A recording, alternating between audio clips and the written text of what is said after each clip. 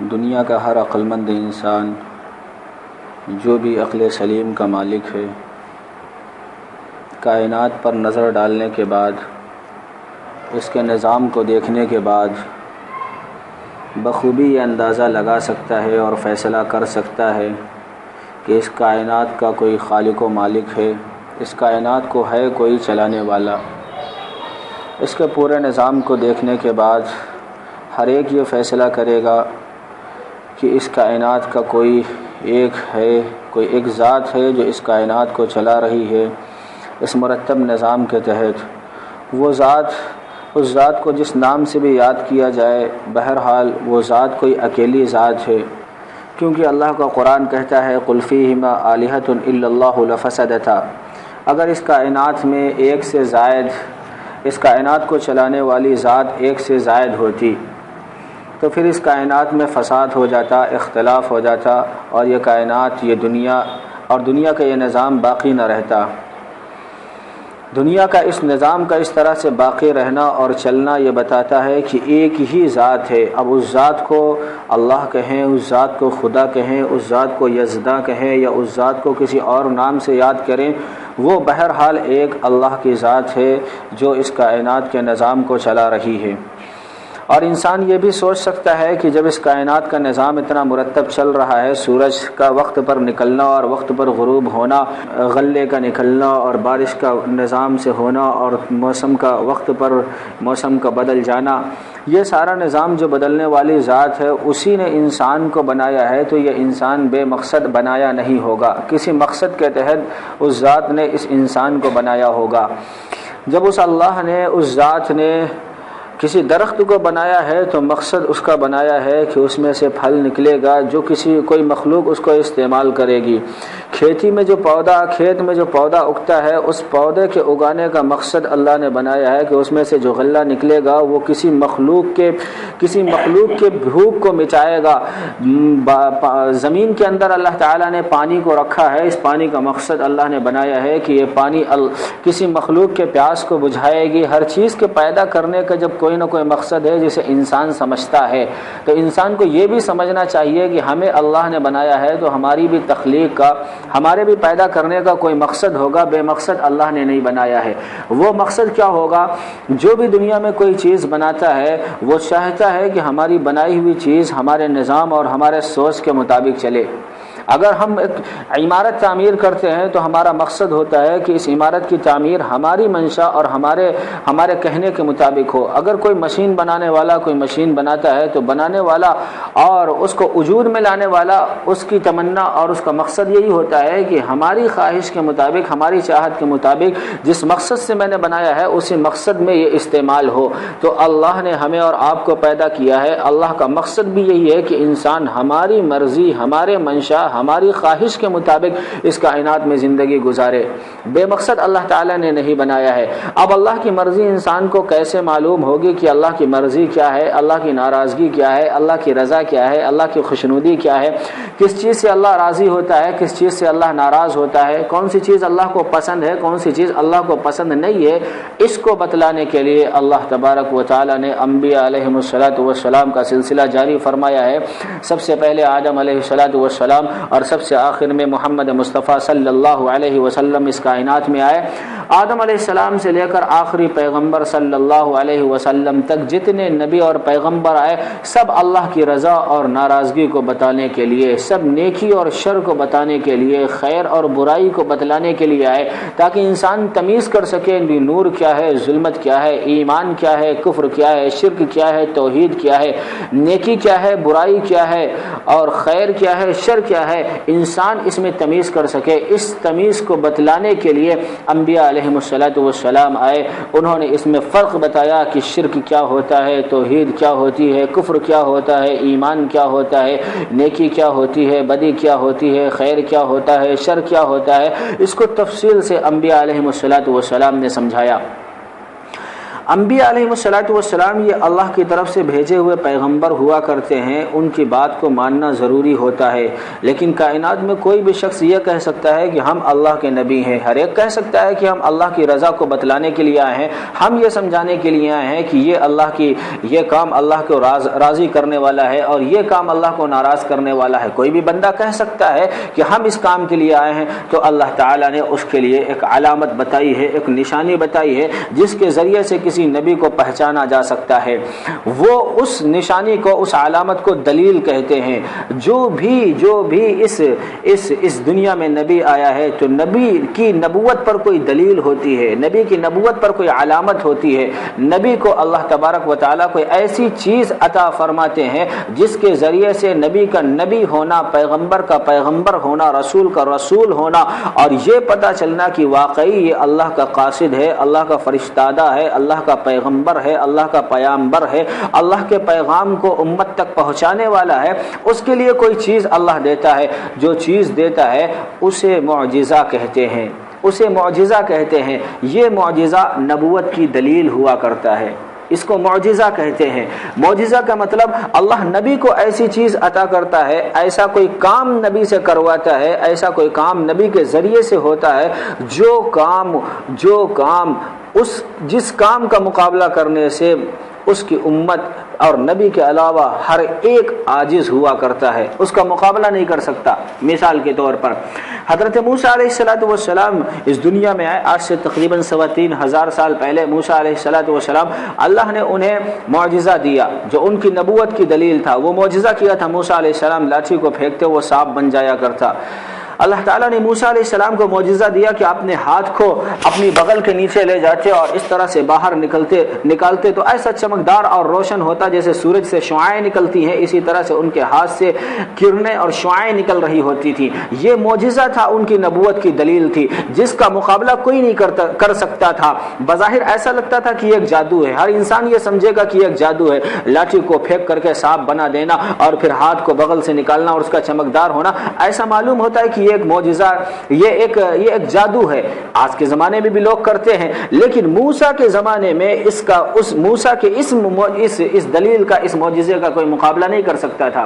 چنانچہ فرعون نے تمام جادوگروں کو بلایا تھا اور موسیٰ علیہ السلام سے مقابلہ کرایا تھا۔ تمام جادوگر موسیٰ علیہ السلام کے اس معجزے کے سامنے فیل ہو گئے تھے، کیونکہ جو جادو ہوتا ہے وہ انسان کا اپنے اختیار سے کام کرتا ہے، لیکن جو معجزہ ہوتا ہے یہ اللہ کی طرف سے ہوتا ہے۔ جو معجزہ ہوتا ہے یہ اللہ کی طرف سے ہوتا ہے۔ معجزہ دیکھنے میں تو ایک ایسا معلوم ہوگا کہ یہ کام کوئی دوسرا کر سکتا ہے، کوئی معجزہ ایسا بھی ہوتا ہے جس سے معلوم ہوتا ہے کہ یہ کوئی کام دوسرا بھی کر سکتا ہے، جیسے لاٹھی کو پھینک کر سانپ بنانا معلوم ہوتا ہے کہ جادوگر بھی کر سکتا ہے، لیکن اس نبی کے زمانے میں اس نبی کا اس بارے میں کوئی مقابلہ نہیں کر سکتا۔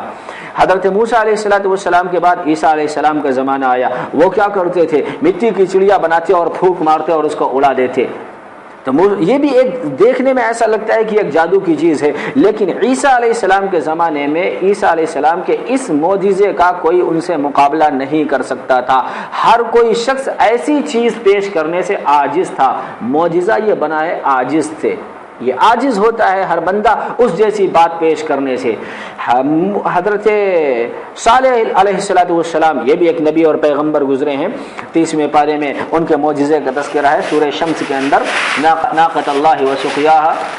ان کا معجزہ کیا تھا؟ ان کی قوم نے ان سے کہا کہ آپ کوئی معجزہ دکھلائیے جس سے ہمیں پتہ چلے کہ آپ نبی ہیں۔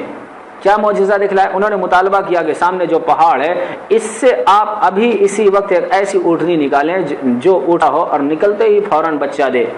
انہوں نے اللہ سے دعا کی، اللہ تبارک و تعالیٰ نے وہ معجزہ نبی کے ہاتھ پر دکھلایا اور فوراً اونٹ وہ پہاڑ سے پہاڑ پھٹا اور وہاں سے اس سے ایک اونٹنی باہر آئی جو حاملہ تھی اور فوراً اس نے بچہ دیا۔ ایسا صالح علیہ السلام کے زمانے میں اس معجزے کا کوئی مقابلہ نہیں کر سکتا تھا، اسے کہتے ہیں معجزہ۔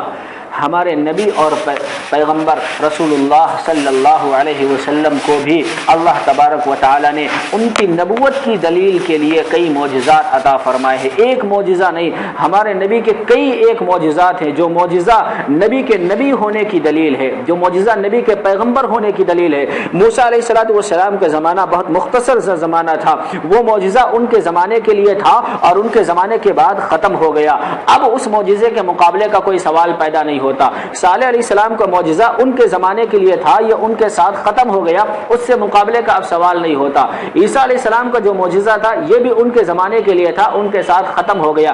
لیکن ہمارے نبی چونکہ قیامت تک کے لیے نبی ہیں، لہذا ان کی نبوت بھی قیامت تک کے لیے ہے، تو ان کا معجزہ بھی قیامت تک کے لیے ہے۔ نبی کا جو بھی معجزہ ہوگا اب قیامت تک کوئی انسان اس کا مقابلہ نہیں کر سکتا۔ رسول اللہ صلی اللہ علیہ وسلم یہ قیامت تک کے لیے ہیں، تو نبی کے جو معجزات ہیں یہ بھی قیامت تک کے لیے ہیں، ان کا کوئی مقابلہ نہیں کر سکتا۔ نبی کے بہت سارے معجزات ہیں، ان میں سے ایک معجزہ ہے جو اس ماہ مبارک میں پیش آیا ہے۔ ان معجزات میں سے ایک معجزہ ہے جو اس ماہ مبارک رجب میں پیش آیا ہے۔ رجب کی مشہور قول کے مطابق، جو مشہور اور معروف ہے، اس مشہور قول کے مطابق رسول اللہ صلی اللہ علیہ وسلم کو ایک معجزہ ہے، وہ کیا ہے؟ جسے معراج کہا جاتا ہے۔ رجب کی 27 تاریخ کو نبی صلی اللہ علیہ وسلم کو معراج ہوئی، یہ مشہور قول ہے، یہ مشہور قول ہے، ورنہ کوئی ضروری نہیں ہے کہ رجب کی 27 تاریخ ہو۔ کئی مہینے ملتے ہیں، تقریباً 5 طرح کے مہینوں کے بارے میں ملتا ہے، کہیں رجب کا مہینہ ہے تو کہیں کوئی اور ہے، کہیں کوئی اور ہے، اس طرح کے تقریباً 5 اقوال، 5 قول ملتے ہیں۔ اسی طرح سے سن کون سا تھا، سال کون سا تھا، اس کے بارے میں تقریباً 10 قول ملتے ہیں۔ یعنی نبی کی کتنی عمر تھی جب نبی کو یہ معجزہ ملا؟ کسی کتاب میں کسی جگہ پر ملے گا کہ 45 سال، کسی میں ملے گا 50 سال، کسی میں ملے گا 51 سال، کسی میں ملے گا 52 سال، کسی میں ملے گا 52 سال 2 ماہ، کسی میں ملے گا 51 سال 8 ماہ۔ اس طرح سے تقریباً 10 طرح کے اقوال ملتے ہیں، الگ الگ سن ملتا ہے۔ اسی طرح سے تاریخ بھی، مہینہ بھی الگ الگ ملتا ہے، 5 طرح کے مہینے ملتے ہیں، اور اسی طرح سے تاریخ بھی، دن بھی الگ الگ ملتا ہے، دن 3 طرح کا ملتا ہے۔ لیکن اس سے ہٹ کر کے جو مشہور قول ہے، جو زیادہ تر کتابوں میں ملتا ہے، وہ یہی ہے، اس مہینے کی 27 تاریخ کو معراج نبی صلی اللہ علیہ وسلم کو ہوئی، اور مشہور قول کے مطابق جب نبی صلی اللہ علیہ وسلم کی عمر 52 سال کی ہوئی تھی تب نبی کو معراج ہوئی۔ معراج کا مطلب پورا مختصر میں، نبی صلی اللہ علیہ وسلم اپنے چچا، اپنی چچی ام ہانی کے گھر میں نبی صلی اللہ علیہ وسلم آرام فرما تھے۔ رات کے تقریباً 12:30 بجے کا وقت تھا۔ حضرت جبرائیل علیہ السلام آئے اور گھر کی چھت پھٹ گئی، اور وہاں سے جبرائیل علیہ السلام آئے، حضور کو اپنے ساتھ لے کر کے گئے۔ کعبہ کے قریب میں جو سائیڈ میں جگہ ہے تھوڑی سی، جس کے اوپر چھت نہیں پڑی ہوئی ہے، جو حاجی ہیں وہ جانتے ہیں، جس کو حتیم کہا جاتا ہے، وہاں حضور کو لے کر کے گئے۔ حضور وہاں پر رکے، پھر وہاں سے فرشتے جبرائیل علیہ السلام حضور کو وہاں سے لے کر کے زمزم کے کنویں کے پاس آئے۔ حضور کا سینہ چاک کیا گیا، سینہ چاک کرنے کے بعد دل کو نکالا گیا اور دھویا گیا۔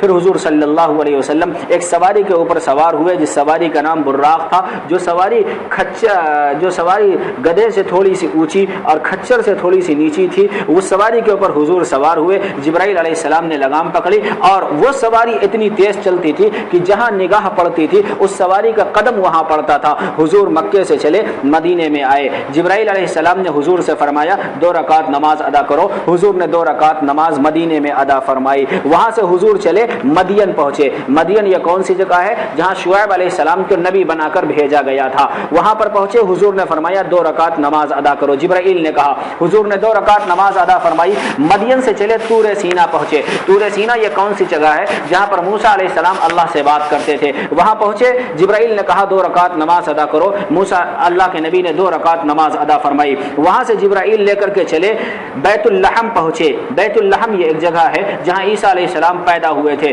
حضور سے جبرائیل نے کہا 2 رکعت نماز ادا کرو. انہوں نے 2 رکعت نماز ادا فرمائی. وہاں سے چلے بیت المقدس آئے. تمام انبیاء علیہ السلام یہاں جمع تھے, نماز ادا فرما رہے تھے. حضور پہنچے, وہ لوگ اپنی نمازوں سے فارغ ہوئے.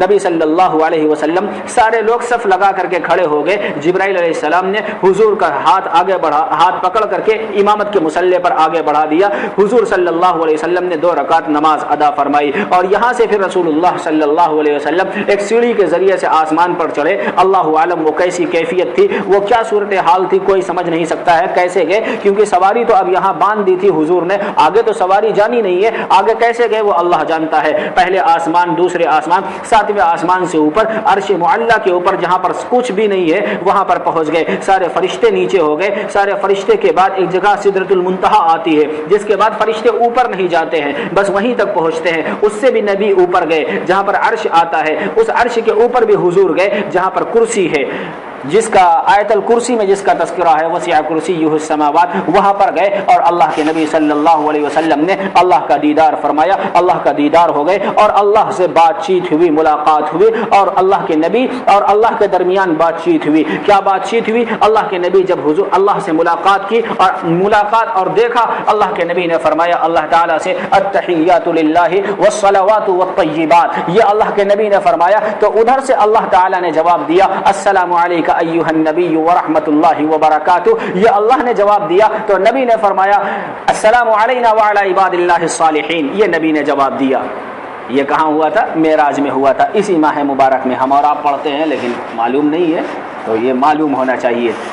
یہ وہاں جا کر کے بات چیت ہوئی. حضور صلی اللہ علیہ وسلم کو اسی معراج کے اندر, اسی معراج میں سورۃ البقرہ کی آخری آیتیں عطا کی گئیں. سورۃ البقرہ کی جو آخری 3 آیتیں للہ ما فی السماوات و ما فی الارض, یہ جو آخری 3 آیتیں ہیں, یہ آخری 3 آیت سورۃ البقرہ کی معراج میں عطا کی گئی. یہ ایک تحفہ تھا. اللہ کے نبی فرماتے ہیں کہ یہ جو پورا قرآن ہے, اس پورے قرآن میں 2 چیزیں, ایک تو سورۃ الفاتحہ ہے, دوسرے جو سورہ بقرہ کے آخر کی جو آیتیں ہیں, یہ دونوں نور ہیں جو اس نبی کو عطا کیے گئے ہیں. اس نبی سے پہلے کسی نبی کو عطا نہیں کیے گئے, یہ معراج میں عطا کیے گئے تھے. معراج میں گویا وعدہ کیا گیا تھا, جب حضور معراج سے واپس آ گئے تھے تو پھر جبرائیل علیہ السلام کے ذریعے سے یہ دونوں چیزیں عطا کی گئی تھیں. سورۃ الفاتحہ ایک ایسی سورت ہے جو 2 مرتبہ نازل ہوئی ہے.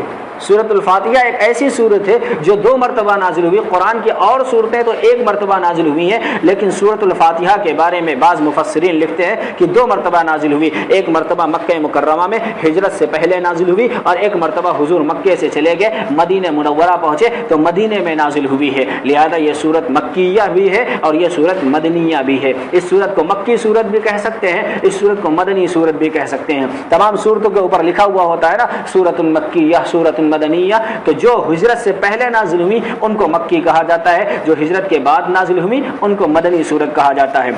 یہ پورا معراج کا واقعہ ہے. حضور صلی اللہ علیہ وسلم کو اللہ تعالیٰ نے ایک تو یہ تحفہ دیا, 2 سورۃ البقرہ کی آخری آیتیں دی, اور پھر 50 وقت کی نمازیں عطا کی گئیں. حضور واپس آئے, 7ویں آسمان پر پہنچے. ابراہیم علیہ السلام وہاں تھے, انہوں نے کچھ نہیں کہا. 7ویں آسمان سے اور نیچے 6ٹھے آسمان پر آئے. موسیٰ علیہ السلام سے ملاقات ہوئی, انہوں نے کہا 50 وقت نمازیں کون ادا کرے گا؟ آپ کی امت کیا, ہماری امت تو 2 وقت کی ادا نہیں کر پاتی تھی, آپ کی امت 50 وقت کی کیسے ادا کرے گی؟ بار بار موسیٰ علیہ السلام نے واپس کیا, کئی مرتبہ اللہ کے نبی واپس گئے, تب جا کر 5 وقت کی نماز بچی. موسیٰ نے کہا کہ اے اللہ کے نبی, یہ بھی 5 وقت کی لوگ ادا نہیں کر پائیں گے. اللہ کے نبی نے فرمایا کوئی تحفہ دے تو تحفہ اتنا بھی واپس کرتے ہوئے اچھا نہیں لگتا ہے کہ اس کا بالکل انکار کر دیا جائے. یہ اللہ کی طرف سے تحفہ تھا, 50 وقت کی نمازیں. اب اگر ہم نماز کو بالکل ختم کر دیں تو یہ تحفے کا انکار ہوگا, لہذا اب ہم انکار نہیں کر سکتے ہیں, اس تحفے کو قبول کر لیں گے. اللہ کے نبی نے 5 وقت کی نماز کو قبول کر لیا, اور واپس اللہ کے نبی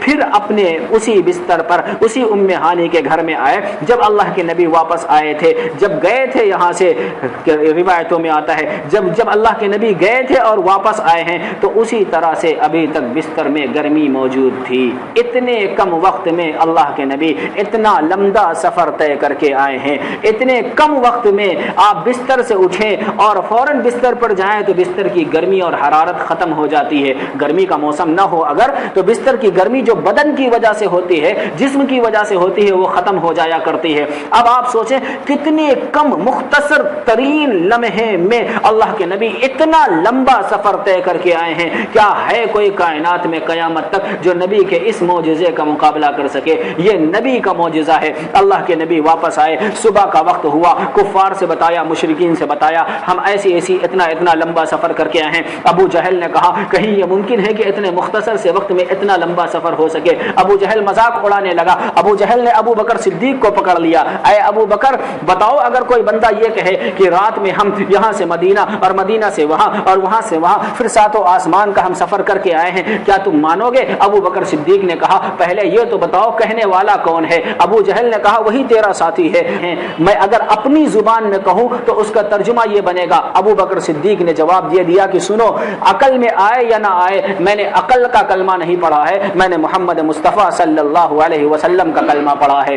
ابو جہل نے کہا کہ عقل میں نہیں آتا ہے، لیکن ابو بکر نے جو جواب دیا اس جواب کو اگر اپنی زبان میں نقل کیا جائے تو وہ جواب یہ بنے گا۔ ابو بکر صدیق نے فرمایا میں نے عقل کا کلمہ نہیں پڑھا ہے، میں نے کلمہ محمد الرسول اللہ کا پڑھا ہے۔ اگر اللہ کے نبی نے بتا دیا بات عقل میں آئے تو بھی ماننی ہے، بات عقل میں نہ آئے تو بھی ماننی ہے۔ یہ ابو بکر صدیق کا جواب تھا۔ بات عقل میں نہیں آ رہی پھر بھی ابو بکر صدیق نے تصدیق کی ہے، اسی وجہ سے ابو بکر صدیق کا لقب صدیق ہے، اسی وجہ سے ابو بکر صدیق کا لقب صدیق ہے۔ صدیق کے معنی ہوتے ہیں تصدیق کرنے والا۔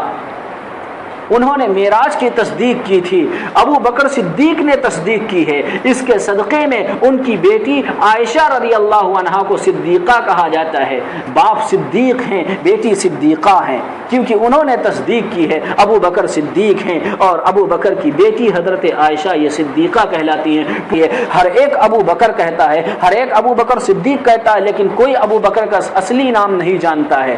ہم ابو بکر کہتے ہیں یا ابو بکر صدیق کہتے ہیں، اللہ کے نبی نے جو صدیق لقب دیا ان کا، وہ صدیق لقب اتنا مشہور ہوا، ابو بکر اتنا مشہور ہوا کہ اصلی نام لوگ بھول گئے۔ ابو بکر کا اصلی نام عبداللہ ہے، ابو بکر کا اصلی نام عبداللہ ہے، لیکن چونکہ ان کا لقب اور ان کا ابو بکر یہ اتنا مشہور ہوا کہ صدیق لوگ بھول گئے۔ جس طرح سے صحابہ اکرام نے ایک نام آتا ہے، بار بار آپ فضائل اعمال میں یا منتخب احادیث میں سنتے ہیں، ایک نام آتا ہے ابو ہریرہ۔ یہ ابو ہریرہ اصلی نام نہیں ہے۔ جتنے صحابہ ہیں تمام صحابہ اکرام میں سب سے زیادہ نبی کی حدیث کو بیان کرنے والے یہ ابو ہریرہ صحابی ہے، لیکن ابو ہریرہ اصلی نام نہیں ہے۔ ہریرہ کے معنی ہوتے ہیں بلی کا بچہ۔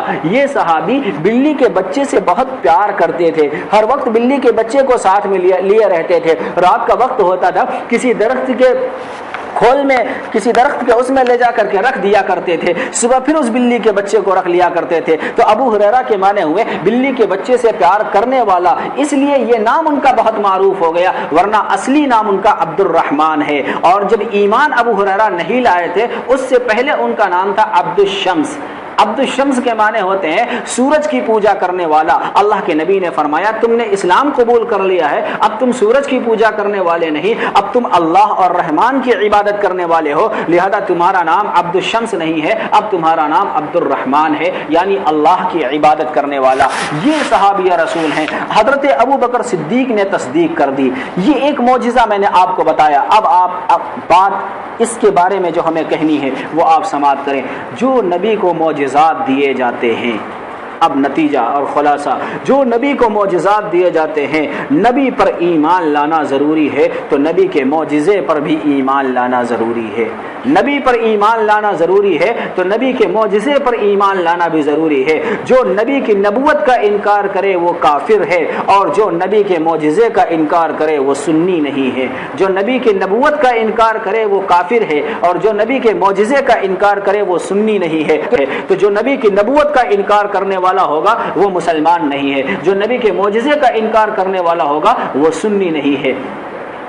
اللہ کے نبی صلی اللہ علیہ وسلم کے اس طرح کے کئی ایک بہت سارے معجزات ہیں۔ جس طرح نبی کی نبوت پر ایمان لانا ضروری ہے، اسی طرح نبی کے معجزے پر بھی ایمان لانا ضروری ہے۔ معجزہ جو اس ماہ مبارک میں پیش آیا تھا اس کی مناسبت سے ہم نے بتایا۔ یہ بات میں نے اس لیے کہی آخر میں ختم کرتے کرتے کہ بعض لوگ کہتے ہیں بات ہماری عقل میں آئے تو مانیں گے، عقل میں نہ آئے تو نہ مانیں گے۔ معجزہ عقل میں آنے والی چیز نہیں ہوتی ہے، تو معجزہ تو عقل میں آنے والی چیز ہوتی ہی نہیں ہے۔ ہم اور آپ یہ سوچتے ہیں دین کی بات وہ مانیں گے جو عقل میں آئے۔ نہیں میرے بھائیوں، دین کی بات عقل میں آئے تو بھی ماننا ہے، دین کی بات عقل میں نہ آئے تو بھی ماننا ہے۔ اس کی ایک مثال آپ لے لیجئے، آپ نماز پڑھتے ہیں، نماز کے لیے وضو کرتے ہیں، وضو کیسے ٹوٹ جاتا ہے؟ آپ کی ریاح خارج ہوئی، آپ کا وضو ٹوٹ گیا۔ آپ استنجا کے لیے گئے تو آپ کا وضو ٹوٹ گیا۔ عقل یہ کہتی ہے کہ جب آپ استنجا کے لیے گئے آپ کا وضو ٹوٹا تو جس جگہ سے آپ نے استنجا کیا ہے اس جگہ کو دھو لیا جائے، باقی ہاتھ پیر اور منہ دھونے کی ضرورت کیا ہے؟ عقل تو یہ کہتی ہے، لیکن نہیں، نبی کی شریعت یہ کہتی ہے استنجا وہاں سے آپ نے کیا ہے لیکن اب آپ کو یہ اعضاء دھونے ہیں، اس کے بعد ہی آپ نماز ادا کر سکتے ہیں۔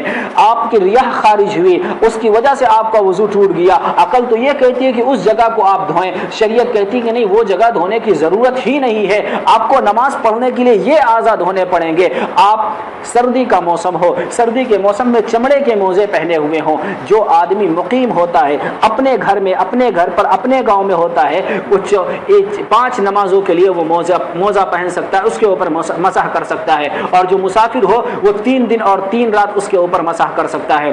ہماری عقل یہ کہتی ہے کہ جب ہم موزہ پہن کر کے، چمڑے کا موزہ یا اور بھی کوئی موزہ پہن کر کے چلتے ہیں تو مٹی نیچے لگتی ہے، لہذا وضو کرنے کے بعد جو مسح کریں تو وہ مسح نیچے ہونا چاہیے، لیکن شریعت کہتی ہے کہ نہیں، موزے کے اوپر جو مسح کرنا ہے وہ اوپر مسح کرنا ہے، نیچے کرنا ہے۔